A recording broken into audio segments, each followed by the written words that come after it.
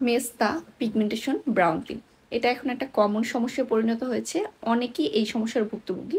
অনেক কিছু ব্যবহার করার পরও দেখা যায় মেস্তা বা পিগমেন্টেশনটা পার্মানেন্ট রিমুভ করা সম্ভব হয় না।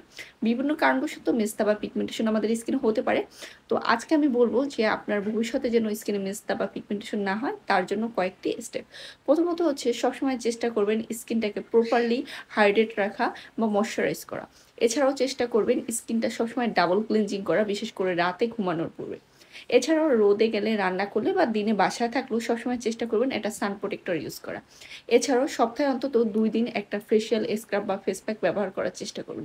এগুলো যেটা হবে আপনার স্কিনটাকে রোদের থেকে প্রোটেকশন দেবে, স্কিনটাকে প্রপারলি ক্লিনজিং করবে, স্কিনে ময়লা, ধুলাবালি, ডেড সেলস এগুলো জমতে দিবে না। এগুলো কিন্তু অনেক বড় একটা ইস্যু হয়ে দাঁড়ায় পরবর্তীতে আপনার পিগমেন্টেশন বা ব্রাউন তিল বা মেস্তার জন্য।